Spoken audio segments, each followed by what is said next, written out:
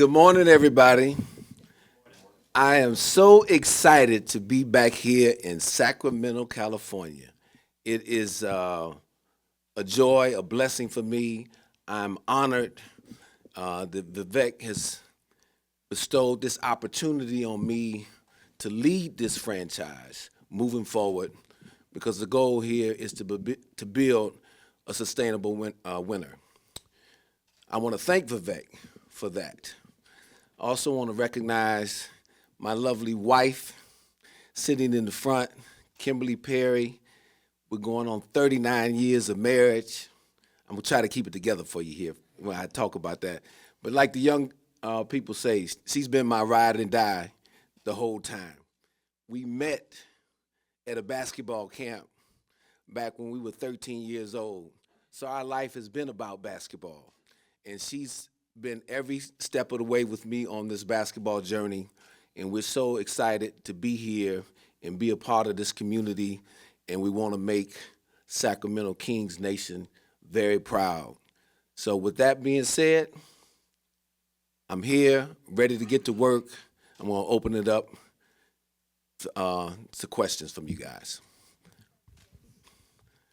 Hey, Scott. James Ham, ESPN 1320. I remember you, James. Exactly. Nice to see you. Exactly. Nice to see you. Good to see you, too. Look, I think you've got a lot of orders of business here that you've got to take care of, but the first one is going to be the coaching situation. Do you have any idea what you're going to do with the coaching situation, whether it's Doug or you're going to open up to a full-fledged coaching search? Well, you're looking at a guy who's a veteran of so many coaching searches, I can't even count them right now. But what I can tell you is I've spent time with Doug Christie already. I first met Doug Christie when he was a player at Toronto. So I admired him as a player, his career. I've watched him this year from afar in terms of his ability to have a presence on the court. I think he's made a connection with players. We've had a few conversations up to this point. He was one of the first people I met with yesterday when I got into town. So I've only been here a little longer than 24 hours. With that said, my phone has incessantly rang for interest in this job. So I'm going to have a few more conversations in and around about this job. And hopefully I can come to some sort of resolution within the next week or so in terms of having a decision or announcement to inform everybody of. Just want to know. I get your name, sir. Sorry, yeah, Tony O'Ray Harvey. Please call me Tony. Call you NBC Tony? Sports News, yes. Tony. Tony. Tony. You Okay, got it, Scott. Right on. So you're not naming Doug as your head coach right now. That's what you're basically saying. You want to open up your option. Okay. My next question was the departure of Monty McNair was, so urgent after the game last week. Just want to know when the discussions between you and the brass, Vivek, whatever, to take up this position because everything just happened so fast. Well, here's what I can tell you. 8 years ago, I had a 3-month interview here with the Sacramento Kings. And from that point forward, that 3 months allowed me and Vivek to establish a relationship that was built on respect and understanding. We learned each other's work styles, values, all the things that are important. And we maintained a relationship when I left for the New York Knicks. And we kept in contact throughout. So once the decision was made by the Kings organization to move forward and make a change with that position, things can come together quickly then because both sides know one another. You know what you're getting. They know what they're getting with me. They're getting a proven leader, someone who's done this job before at a high level. And then I also understand and know the environment of the Sacramento Kings. And we have a shared vision. And again, that shared vision and mandate is to build a platform that's going to offer sustainable success and winning for this organization that this community richly deserves. Hey, Scott. Brendan Nunez, Sacramento Sports. Okay. Nice to meet you. Obviously, a lot of talent on this roster, but what do you make of how they fit as a cohesive group? And do you have an idea yet of an ideal identity that you would have for this team? Great question. Look, I'm just learning this roster. Again, I've watched them from afar. There's some talent here. There's an obvious need. I think everybody in this room probably would agree to it, that there's not a true point guard on the roster.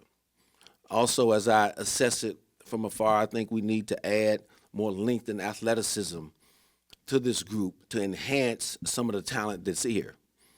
So that's from that standpoint, that's kind of what I'm looking at doing right now. And the second part of your question was the identity.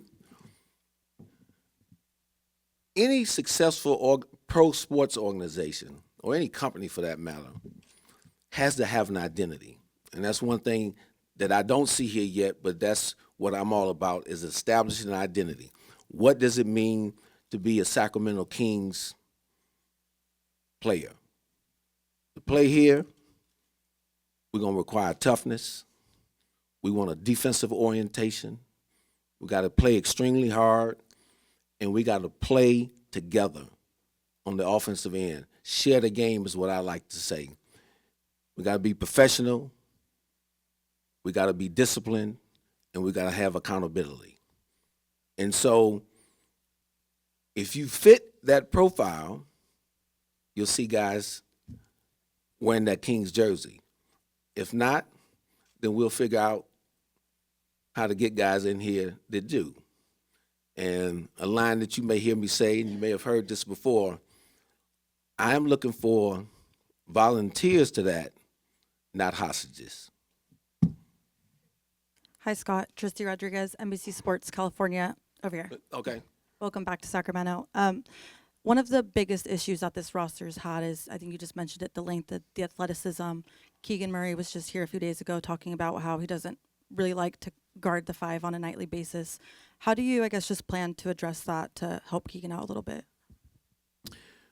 Look, first of all, the one thing I want all the players here to do, I want to buy each player a mirror, because at first we're going to look at ourselves.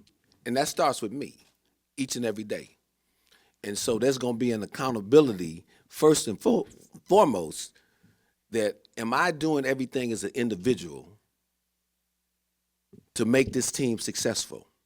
And then whoever we have in here to coach, it's going to be their job, and I'm going to be behind the scenes helping to make sure that we maximize what they can do on the court. So Keegan is still a young player. I'm very confident in what he can be. I've spoken to him like I've spoken to all the players already, because that was one of the most important things for me to do that. And I think he'll be just fine. But he knows he's got to come in here and work, earn everything he gets. And the teams that I've been a part of, and I spent a long time with the Detroit Pistons, as you well know, and that team was built on accountability, was built on toughness, was built on defense, and was built on a team-first attitude. So when players come in this building, and when staff come in this building, starting with me, when I get out of my car and they get out of their cars, we're leaving our personal agendas and egos inside those cars. When you come inside, it's about the collective. Scott, Jake Geeden from CBS Sacramento. Where right, am I? right over Oh, there. Jay. Okay, all right, okay. Welcome All right. back. Thank you so much. This season has been a roller coaster season for the organization. A lot has happened with coaching, players, et cetera, et cetera. I think the sentiment out of player exit interviews was the sense of wanting consistency within the organization. What consistency can you bring to the organization, and what is your message to the players that have said that and the fan base that's looking forward as well? Absolutely. Look, again, to be successful, you have to have that consistency and stability. If people that know me and know me well and know my experiences know that I'm all about stability. Even in the short time that I was here in Sacramento 8 years ago, it was almost 8 years ago to the day, ironically. In that short of time, we were starting to formulate some of that stability in terms of the people we were able to draft and what we were able to do in free agency, starting to set that culture. So I'm extremely confident in not only my abilities, but the people that we're going to have around us helping that. We all are going to be rowing the same direction in the boat. We can't have silos. We can't have individual genders. Like I said, it's all about the collective, and it's about being the kings. I don't want any of the credit. I want all of the people around me to get the credit. I'm going to lead that. That's what, to me, great leadership is being a servant leader, and that I'm going to provide that here. And you guys will find this in me. I'm going to be heavily engaged in a lot of things around here to help make this organization, this team, one that can be proud, everybody can be proud of, and not only here, but Kings fans globally. Because when we come to work every day, I want people coming in to work with a positive, winning mindset every single day. That's what it's all about. Hi, Scott. Jason Anderson with the Sacramento Bee. Nice to see you. Good to see you, Jason. Yeah, welcome back. Thank you. To the question about, consistency and stability, there's, dysfunction's been kind of a dirty word around here. And I just wonder, with your history of relationships and your connections around the league, like, how do you begin to overcome that? And what is the way forward in terms of creating a unified vision and direction? Great question. Look, I've been around, as you mentioned, this league a long time. And one of the things that made me feel great when this all unfolded and it was announced that I was coming here, I heard from so many players that I have worked with in the NBA during my 25-year past. I mean, I heard from all the guys from the 04 Pistons championship team. Hear from a lot of the guys from the Knicks that I work with, guys from Orlando that I work with, even players that I coached in college. I heard from just about every agent in the business. So glad to have you back involved in being here, because we got tired of seeing you on television on ESPN. You fit better on this side. But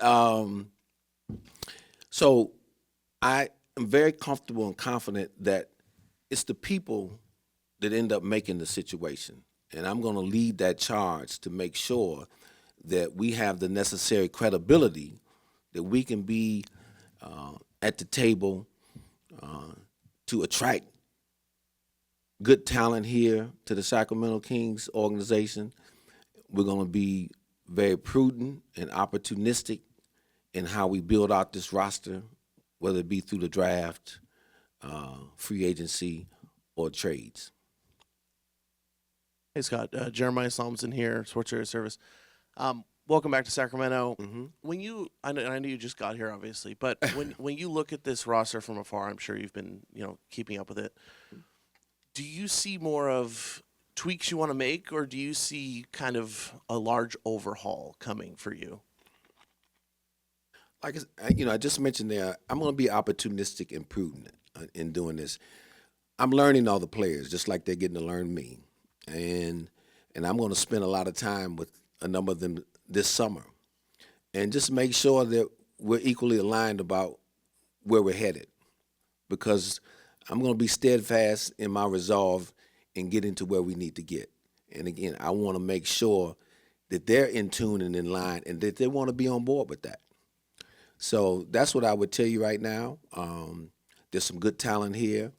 I've had an excellent reception from all the players thus far. I've talked to every single one of them, and they all seem very positive and ready to go. They like the community here. Obviously, I'm sure there was frustration that the season ended the way it did, but I'd be disappointed if they weren't frustrated. That's part of it.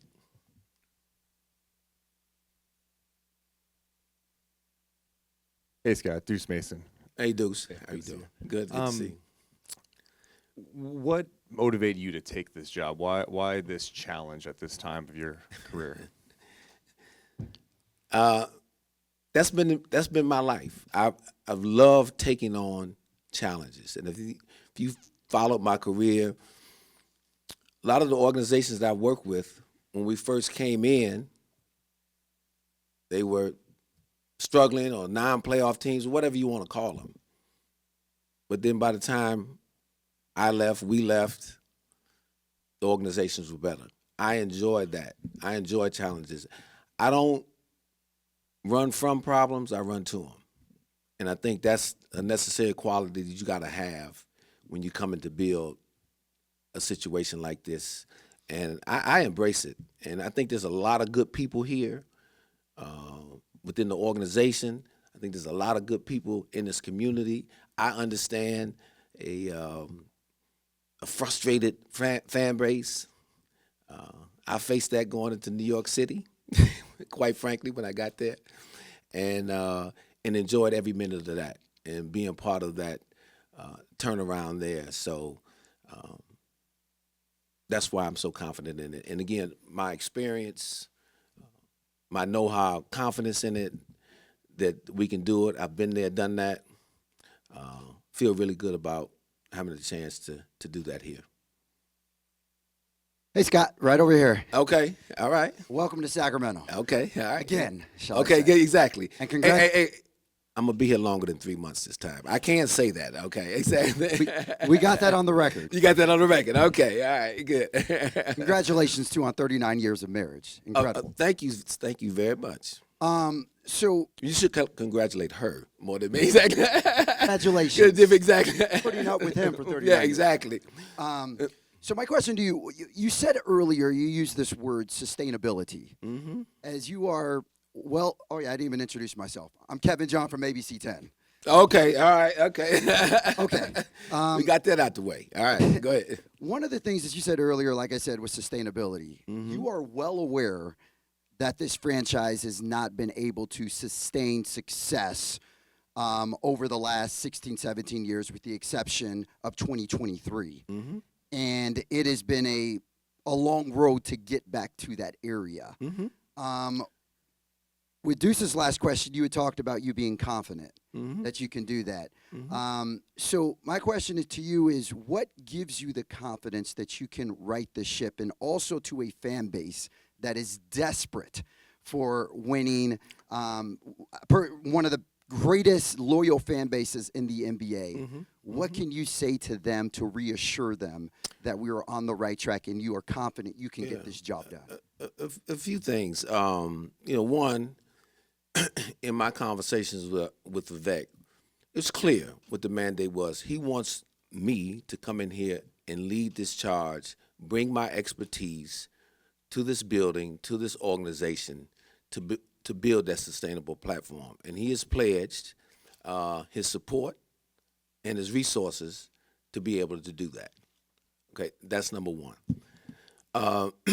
Number two, when you've been around as long as I have been around, things can change. So I understand, like you said, the frustration of the fan base because you haven't won that much in the past, what you said, 16, 17 years. But with the right energy, with the right focus, with the right perseverance, I've seen things turn around. I've been a part of it, Back when I was in Detroit, now obviously the Bad Boys were good in the late 80s, and it was a great team, and then they went through a little bit of law. It might not have been as long as the one here in Sacramento, but we rolled up our sleeves. We didn't pay attention to the noise that you can't build a sustainable winner in a small market team, cold city like Detroit. We rolled up our sleeves. We ended up going to 6 straight conference finals and won a world championship while we were there. So anything is possible and anything is doable. And I am the eternal optimist, positive person. I know this league. I've been at it a long time, and I just feel really comfortable. It's a good time, a good place to make that to start on that ascension and build that sustainability. So Will there be bumps along the road to get there? I'm sure. That's life. That's adversity. But like I said earlier, we're not going to run away from the problems. We're going to run to them. So Scott, Sean Cunningham. Just when you look at, you mentioned people thrilled to have you back and out of the analyst booth. There's obviously, fans and the podcast where I do. Don't forget that. Oh, I'm not. Don't forget my podcast people at the Hoop Genius. Exactly, that work. Well, I'm glad you mentioned that one because there was a clip obviously that might haunt you as you come over here. I knew where about, you come. Yeah. Talking about Zach. Look, anything I say, I'm not worried about it haunting me. But go ahead. For sure. No, exactly. Just to that point, like, does that create an awkward moment? I mean, obviously you're always such a straight shooter, and I just now hear Zach LaVine is on your roster, and imagine you've had a chance to speak with him. Absolutely, I've had a chance to speak with Zach. I knew Zach a little bit well before I took this job. When he was a young player at UCLA when he was coming out, I obviously scouted him and watched him a lot. Terrific talent, athletic, nearly a career 40% three-point shooter. And he and I, like I said, we had a good conversation. It's my job now to help put pieces around him and others to enhance his ability to start winning. And that is what you're getting at with the comment that I made, because it was a reflection on him not having won as much. It's nothing personal with me. And the great thing, what I enjoy with my relationship with all players, and that's why so many of them reached out to me, because they know, okay, I might not always agree with him, but he's going to shoot me straight. And they know that I'm going to provide radical candor surrounded by radical love. They know it's coming from a good place. Hi, Scott. Michelle Dapper with KCRA back here. Hey, welcome Michelle. back to How are you? Sacramento. Thank you so much. You mentioned that you have talked to the players, and during the exit interviews with the players, several of them expressed their need, want, concerns with the front office. Just curious if you could share maybe some of the things that you've maybe reassured the players on how you plan to turn this around and move forward. A number of them obviously are familiar with my journey and my path, so I think that breeds some confidence. But in the conversations, just like we're having here right now, it's very clear what my vision is and what I'm about, what I stand for. The reception has been great from those guys, and I think they're ready to get on board. Players, sometimes a misconception is that players don't want real, true accountability. But they really do. The key is you've got to be consistent with it. It can't be accountability in October, none in November, trying to get it back in December. And so that, again, is going to fall on me, coaching staff, and our entire staff, that how we go about our business on a daily basis, we can talk about a lot of things right now, but we got to live them every single day. And that's ultimately what's going to be the key determinant in terms of our success moving forward. Hey, Scott, good to see you, brother. Good to see you, Chris Haynes. He was a guest on our Hoop Genius podcast one time. Wasn't exactly. I wasn't on that episode with you. With BJ and Mo Moonsie, my guys. Exactly. Those my dudes. I wasn't on that episode with Zach, though. But you want to clear yourself from that. Exactly. Scott, I wanted to ask, you talked about ownership and the directive. I want to ask, what is there a number one focus that ownership wanted you to kind of come and clean up and fix up, right? Is there one thing in particular? And number two, I want to ask about your front office staff. Do you have a timeline on when you plan to finalize that? First, like I said, the number one thing from ownership, Chris, again, and I said it earlier, it is to build this sustainable platform for sustainability of winning and success. That is the most important thing, and Vivek's pledged support to help me see that vision through. That is first and foremost. Secondly, to your question about the staff, right now I have no updates on that. I'm in the process right now, as people who are in this room right now, a number of them King employees. I'm meeting with every single person in the basketball operations department, and that's probably going to take me almost a couple weeks. But I'm doing that. I want to learn their stories, learn about them, and see who really fits us moving forward, who may have concerns with us moving forward. But that's, to me, the most prudent thing to do. That's the most respectful thing to do. Again, I've been around the league a long time, and I want to make sure that, my vision is clear about what I want to get done here, and we'll see. So it will be a slow evolving process, I think, in terms of staff additions, subtractions, but ready for that as well too. And just rest assured, any additions will be high-level, capable people with character. Character is very important. Hi, Scott. Matt George, ABC 10, right here. Okay. Hey, Good to Matt. see How ya. you doing? My question has to do with timelines specifically. Last season there was a bit of like a playoff mandate kind of on the organization and the position that they were in. Has it been expressed to you from Vivek, from ownership, about any kind of expectation of winning right away or giving you the time necessary to fix the shit? The expectation is to build a sustainable winner, and do the things necessary to create an environment that will breed that. And that's the only mandate. And so I'm going to do what's best, what I see is best for that. Obviously, I'm someone who's wired to win. So, again, we'll see what unfolds over the next coming months. But I'm going to do my very best to enhance what's here right now and see where it takes us. Hello, Scott. I'm right here. My name's Kevin Gleason. Hey, I'm on the Sacktown Sports Afternoon Show with this gentleman over here to my left, Kyle Draper. Oh, okay. All right. What's going on? When you have so many decisions to make, coaching decision, many roster decisions, you talked about identity. When you have so many decisions to make and each one affects the other decisions, how do you know where to start? And when it comes to making those decisions, do you expect to have full autonomy going forward? I asked my wife. No, seriously. Look, again, as a veteran of this thing, I have my North Star vision, if you will, and so I come in with that in mind. So I start putting things together with that, ultimate goal in line. So, and like anything else, when you have detailed plans, every now and then there's a hiccup, a change. Somebody may come into you and say that they don't want to be here any longer, whatever the case may be.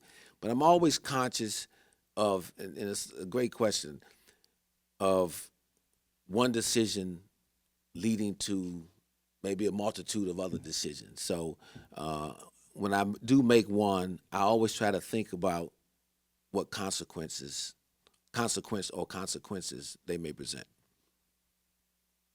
Hi, Scott. Mark Dembski, KPK, Sacramento's News Radio. In regards to the head coaching position, is there a timeline? Also, do you plan on meeting with maybe other candidates face-to-face? And what exactly are you looking for in the head coaching position? Well, I'm going to answer the back part first. What I'm looking for in the coaching position is someone to carry through a number of things I've talked about here. Someone who is going to be committed to having a tough-minded, defensive-oriented, team that shares the basketball, a team that's disciplined, professional, accountable. So we've got to be aligned there. The coach has got to be aligned with that goal. And so, again, I'm going to take a few days here. I've got a lot of calls to answer. And then I'll figure it out from there. Again, you're looking at someone who probably has met the majority of guys who would be interested in this job. if so in terms of So I have a lot of institutional knowledge when it comes to what's out there in the coaching market. So, again, I will inform you guys as soon as I come to that final decision, whether hopefully it'll be in a week or so. Hi, Scott. Michelle again, over here in the back. Just Yes, curious. Oh, okay. Right here. All right.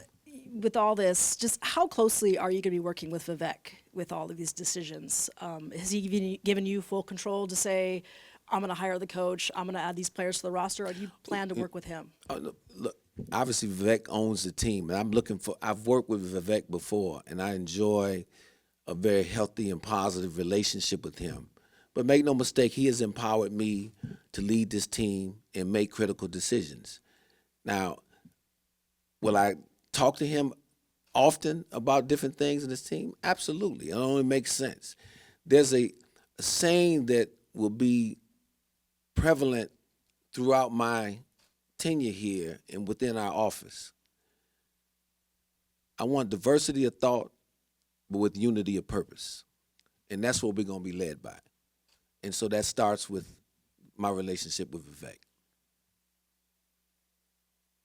What's that? Okay. Thank you so much. Look forward to working with everybody. Thank you so much for coming out.